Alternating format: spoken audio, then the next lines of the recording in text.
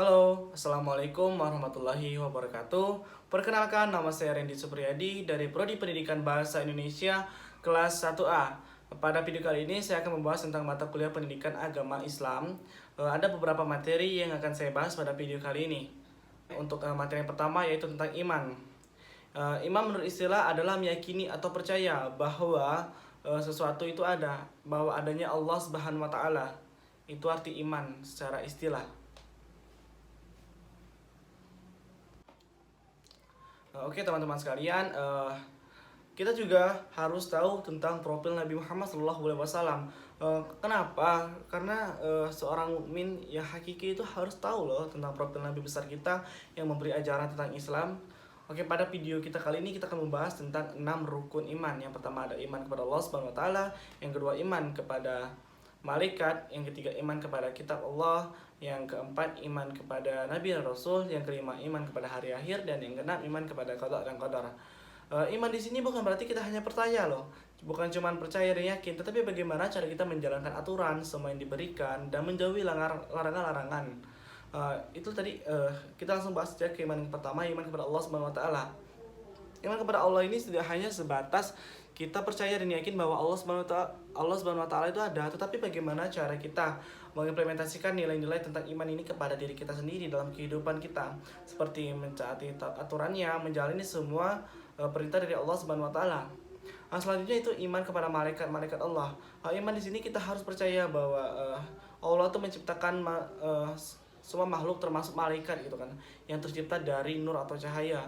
Malaikat ini diciptakan hanya untuk menyembah Allah Subhanahu wa taala, bertasbih kepada Allah Subhanahu wa taala. Kita harus percayakan hal itu. Selanjutnya yaitu iman kepada kitab-kitab yang diturunkan Allah. Untuk kitab Allah ini ada 4 kan.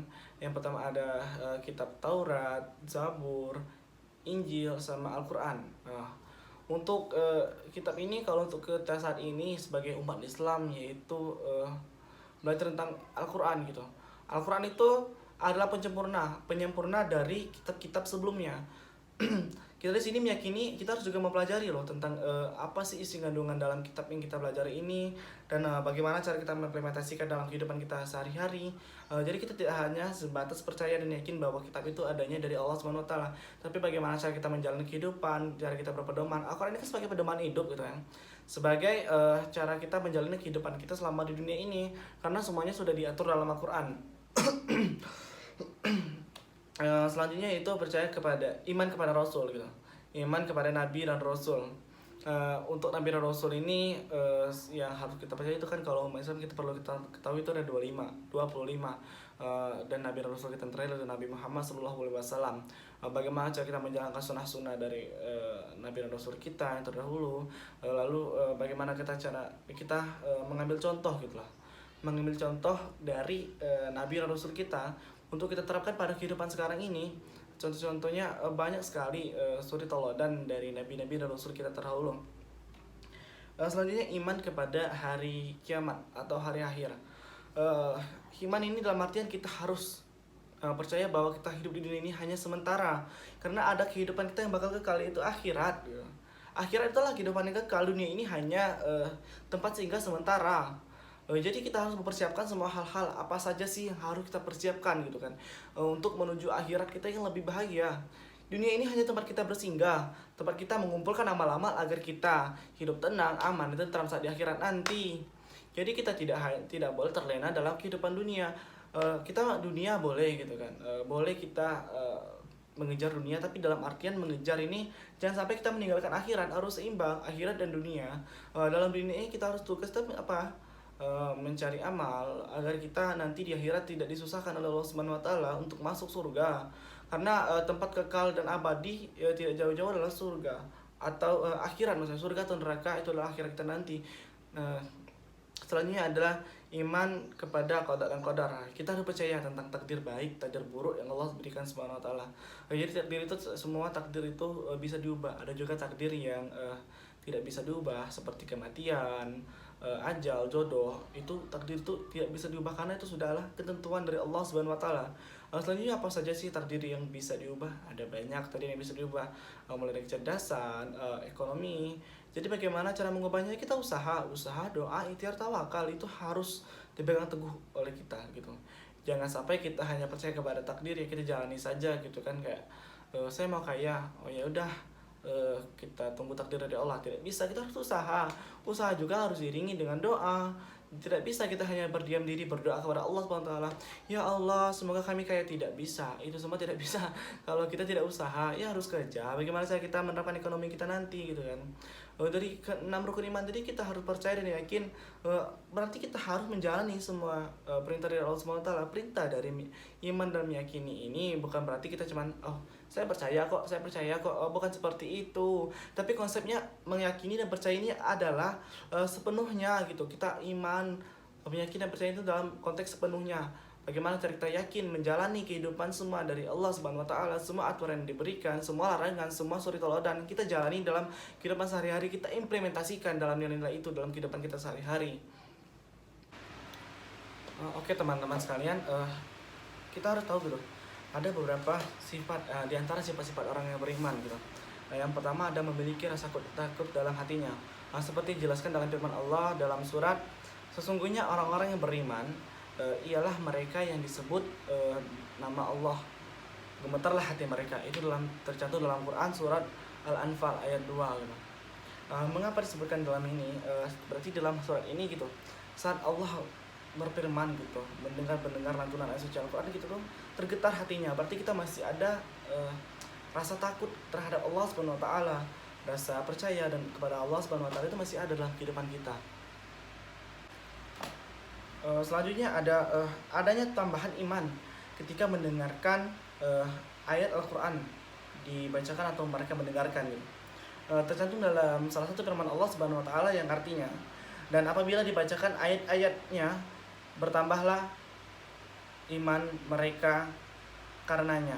Tertentu dalam Quran surat Al-Anfal ayat 2. Apa sih yang dimaksud dalam surat ini gitu? Jadi saat kita mendengarkan gitu atau membacakan lantunan ayat suci Al-Quran, kita mengambil hikmah dari surat-surat tersebut, kita mendapatkan ilmu-ilmu baru, ilmu-ilmu yang kita belum pelajari sebelumnya, kita mengimplementasikan dalam kehidupan kita tentang ilmu-ilmu yang diajarkan dalam Al-Quran gitu. Selanjutnya juga tawakal kepada Allah Subhanahu wa taala. Dalam salah satu firman Allah juga menjelaskan yang artinya gitu. Dan hanya kepada Rabb-nya lah mereka bertawakal. Quran surah Al-Anfal ayat 2. Orang-orang yang beriman itu akan menyandarkan segala sesuatu usaha mereka hanya kepada Allah Subhanahu wa taala, bukan kepada manusia, bukan kepada orang lain, atau bukan kepada makhluk-makhluk lain. Itu hanya tok kepada Allah Subhanahu wa taala gitu. Mereka menyandarkan semua tawakal mereka, hasil usaha mereka hanya kepada Allah Subhanahu wa taala. Nah, selanjutnya mereka mendirikan salat. Salah satu firman Allah menjelaskan bahwa yaitu orang-orang yang mendirikan salat, Quran surah Al-Anfal ayat 3 gitu. Salat itu adalah tiang agama. Kita sholat wajib itu ada 5 waktu. Yang pertama subuh, zuhur, asar, maghrib, isya. Subuh 2 rakaat, zuhur 4 rakaat, asar 4 rakaat, maghrib 3 rakaat, dan isya 4 rakaat. Kita hanya diminta 5 waktu loh oleh Allah Subhanahu wa taala dalam sehari. Mengapa kita tidak mencoba memberi luang gitu, luang waktu hanya untuk sholat? Sholat itu tidak lama, hanya kisaran 5 menitan saja. Kita harus mendirikan sholat. Jadi apa sih yang menjadi halangan mengapa kita tidak sholat? Allah hanya minta 5 waktu loh, hanya untuk kita bersujud kepadanya gitu. Sholat ini juga menjadi tiang agama, pondasinya. Jika sholat saja tidak kita laksanakan, bagaimana cara kita melakukan ibadah-ibadah lainnya? Salah satu hisab yang pertama kali nanti yang akan dihitung pada akhir-akhir adalah sholat. Bukan amal ibadah yang lain, tetapi sholat adalah hisab atau yang pertama kali dihitung gitu. Amal ibadahnya adalah sholat di dalam akhirat nanti. Jadi kita harus mengutamakan sholat. Jadi bukan yang penting sholat, tapi yang perlu kita terapkan itulah sholat itu penting. Bukan yang penting sholat, tapi sholat itu penting. Itu yang harus tanamkan dalam diri kita. Kita yang butuh Allah, yang butuh Allah Subhanahu wa taala itu kita. Bukan Allah yang butuh kita, tapi kita yang butuh Allah. Allah tidak rugi kalau mereka tidak beriman, tapi kita lah yang rugi ketika tidak beriman, ketika kita tidak melakukan kewajiban yang diberikan Allah Subhanahu wa taala. Selanjutnya adalah dengan berinfak gitu. Orang-orang yang suka berinfak, dalam firman Allah Subhanahu wa taala juga dalam salah satu ayatnya, yaitu yang artinya dan yang mengepatkan rizkinya rizki yang kami berikan kepada mereka. Quran surah Al-Anfal ayat 3. Kita diberi rizki oleh Allah Subhanahu wa taala. Dari semua hak yang kita dapat dari Allah Subhanahu wa taala itu adalah kita juga ada hak orang lain loh gitu. Kita ini tidak hanya hidup sendiri. Kita hidup ini sosial, banyak manusia-manusia lain. Ketika kita diberi kecukupan, ketika sudah cukup makan, kita harus bersyukur. Kita harus memberi rezeki. Kita harus lihat tetangga kita, jangan sampai hanya perut kita kenyang tetapi perut tetangga kita kelaparan, merintis kelaparan, meringis kelaparan. Tapi kita hanya diam diri saja, tidak bisa, tidak boleh begitu. Dalam kehidupan kita harus saling membantu, saling tolong menolong antara sesama makhluk. Kita ini ada 3 hubungan kita, yaitu hubungan kita terhadap Allah Subhanahu wa taala, hubungan kita terhadap sesama manusia, hubungan kita terhadap alam gitu. Hubungan kita terhadap manusia ini harus terus dijalankan. Mengapa kita hidup untuk mencari amal kan? Untuk mencari amal bukan hanya hubungan kita terhadap manusia, tapi bukan hanya hubungan kita terhadap Allah Subhanahu wa taala, tapi bagaimana cara kita menjalani hidup yang berhubungan dengan sesama manusia, dengan saling tolong menolong, berimpakan rezeki. Banyak loh teman-teman, saudara-saudara kita yang kesusahan gitu, yang butuh makan, bahkan sehari saja mereka belum itu makan, sedangkan kita selalu diberi makanan yang lebih oleh Allah Subhanahu wa taala. Jadi kita harus bersyukuri itu, dan kita harus rajin sedekah, rajin berinfak. Ayo sama-sama kita berinfak, teman-teman sekalian. Lalu apa sih fungsi iman atau peran iman dalam kehidupan kita gitu? Iman ini merupakan pedoman yang harus kita lakukan dalam kehidupan kita. Jika kita tidak beriman, maka kita bagaikan kapas yang diterpa angin, yang terbang ke sana kemari mengikuti arah angin tanpa ada tahu kejelasannya gitu. Peran iman ini bagaikan cahaya yang menerangkan hati kita, jiwa, jantung, manusia. Kehidupan orang-orang yang beriman dan selalu taat kepada Allah Subhanahu wa taala dan perintah Allah Subhanahu wa taala. Dan apabila mereka menyimpang atau melanggar peraturan yang telah Allah tetapkan, maka iman darinya akan mengajak dan mengarahkan mereka untuk kembali taat kepada Allah Subhanahu wa taala. Oke, pada selanjutnya kita akan membahas tentang dari pokok ajaran Islam tentang rukun Islam gitu ya. Sebelumnya kita harus tahu terlebih dahulu apa saja sih rukun Islam gitu. Yang pertama adalah membaca dua kalimat syahadat. Asyhadu an la ilaha illallah wa asyhadu anna Muhammad Rasulullah. Aku bersaksi bahwa tiada Tuhan selain Allah dan Muhammad adalah utusan Allah. Yang kedua adalah sholat. Sholat merupakan tiang agama yang menjadi pondasi kita dalam kehidupan kita. Jika kita tidak mendirikan sholat, bagaimana cara kita mendirikan pondasi kita gitu. Yang ketiga ada mengerjakan puasa Ramadan. Puasa Ramadan adalah wajib itu, hanya 30 hari atau 29 hari gitu. Kita harus melaksanakan puasa Ramadan gitu, menahan lapar, menahan hawa nafsu. Puasa di sini bukan artinya kita hanya menahan lapar, tapi bagaimana cara kita mendirikan nafsu kita selama berpuasa dalam sehari. Selanjutnya membayar zakat gitu kan. Sebagai rukun iman juga, zakat ini merupakan satu kegiatan yang wajib dilakukan bagi setiap manusia gitu kan. Umat Islam mampu melakukan zakat. Zakat wajib disebut zakat fitrah, dan zakat sunnah itu ada zakat mal gitu. Jadi kalau zakat fitrah itu biasa kita lakukan pada saat bulan suci Ramadan sebelum menjelang hari raya Idul Fitri. Untuk zakat fitrah. Selanjutnya untuk zakat mal adalah kita memberikan sebagian rezeki kita yang diberikan Allah Subhanahu wa taala dalam kehidupan kita, membagikan kepada masyarakat atau membagikan kepada saudara-saudara kita gitu. Karena setiap semua rezeki kita itu ada rezeki orang lain loh dalam kehidupan kita. Itu yang perlu kita tanamkan kepada diri kita sendiri gitu. Lalu yang terakhir adalah naik haji bila mampu. Naik haji bila mampu ini dalam artian gini, tidak semua umat muslim itu diwajibkan gitu untuk pergi ke tanah suci, tapi kita harus mampu dalam material, dalam fisik juga gitu kan, untuk bisa melakukan ibadah haji di tanah suci gitu. Jadi jangan sampai kita memaksakan, kita tahan berhutang gitu, berhutang ke sana kemari hanya untuk naik haji. Enggak begitu loh untuk konsepnya gitu, untuk konsep naik haji, tapi kita harus mampu dalam material maupun mampu dalam fisik kita. Jadi jangan kita tidak boleh terlalu memaksakan gitu, hutang ke sana kemari hanya untuk naik haji.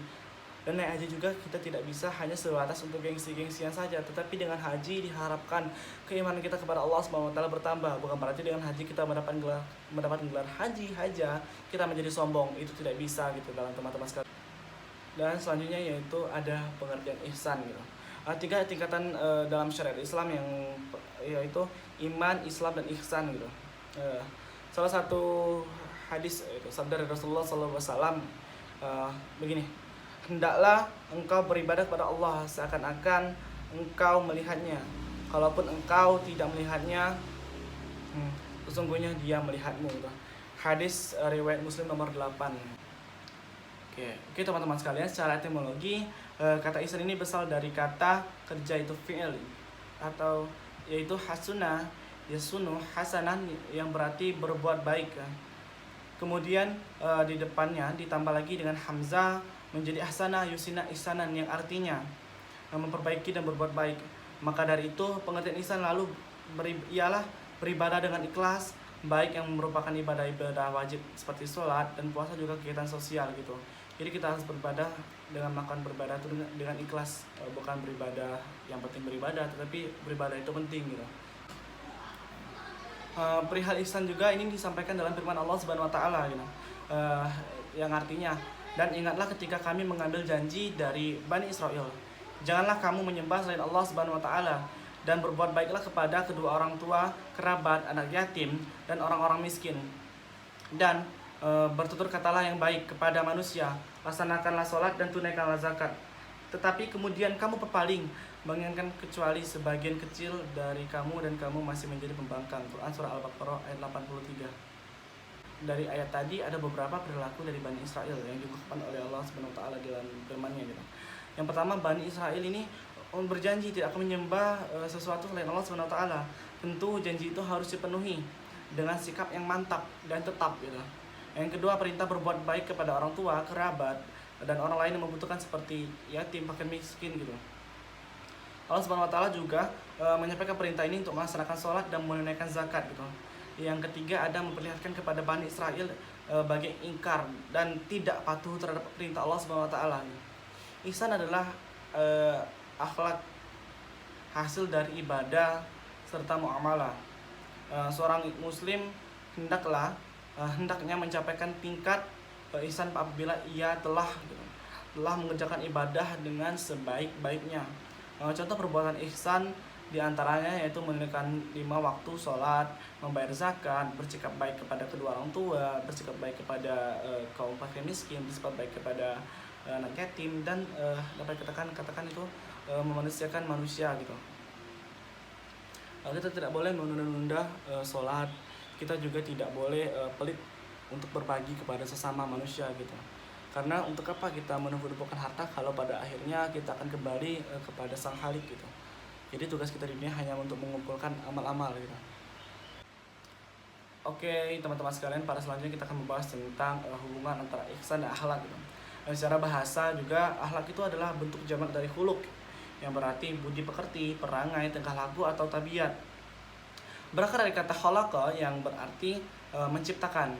Seakar juga dengan kata khaliq, pencipta, makhluk yang menciptakan, dan khalq atau penciptaan gitu. Kesamaan akar kata di atas mengisyaratkan bahwa dalam akhlak tercakup pengertian yang terciptanya keterpaduan antara kehendak khalik atau Tuhan dengan perilaku makhluk atau manusia gitu. Yang kata lain, tetap berlaku terhadap orang lain dan lingkungan baru mengandung nilai akhlak yang hakiki bila perilaku tersebut didasarkan kepada kehendak dari Tuhan gitu, atau pencipta kita. Dari pengertian ini juga akhlak bukan saja tata aturan atau norma perilaku yang mengatur hubungan kita bersama manusia, tetapi juga hubungan antara manusia dengan Tuhan gitu loh. Dalam kehidupan kita tuh ada 3 yang harus kita lakukan hubungan kita itu. Ada hubungan kita kepada Allah Subhanahu wa taala, hubungan kita kepada sesama manusia, dan hubungan kita kepada alam gitu. Jadi semua itu sudah diatur oleh Allah Subhanahu wa taala. Secara istilah juga akhlak memiliki beberapa definisi. Salah satunya definisi dari Imam Al-Ghazali, akhlak adalah sifat yang tertanam dalam jiwa yang menimbulkan perbuatan-perbuatan dengan gampang dan mudah tanpa memerlukan pemikiran dan pertimbangan. Jadi akhlak adalah sifat yang tertanam dalam jiwa manusia yang muncul secara spontan gitu. Bila diperlukan, bersifat konstan, tidak temporer, tanpa memerlukan pemikiran atau pertimbangan lebih dahulu, dan tidak memerlukan dorongan dari luar gitu. Kalau trilogi Islam, trilogi iman, Islam, dan ihsan gitu, sering disamakan dengan trilogi akidah, ibadah, akhlak dengan menyandingkan dua trilogi itu. Maka ihsan sama dengan akhlak itu. Istilah akhlak sebenarnya bersifat netral, bisa baik, bisa buruk, tetapi jika disebut sendirian maka disebut dengan akhlak yang mulia gitu. baik dan akhlak yang terpuji. Pendekatan ihsan dan akhlak ini sama-sama mencari terbaik, terpuji dan termulia. Ihsan melakukan sesuatu yang terbaik dalam beribadah kepada Allah Subhanahu wa taala, baik ibadah yang mahda maupun ibadah yang ghairu mahda. Sementara akhlak adalah melakukan yang terbaik terhadap Allah Subhanahu wa taala, Rasulullah SAW, pribadi, keluarga, masyarakat dan bernegara. Tetapi jika ingin membedakannya, maka ihsan melampaui akhlak. Misalnya adil. Adil adalah salah satu akhlak mulia, tetapi ihsan bisa lebih tinggi dari adil gitu. Menahan marah dan memaafkan kesalahan dari orang lain dan akhlak mulia. Tetapi membalas perilaku buruk seseorang dengan kebaikan adalah ihsan.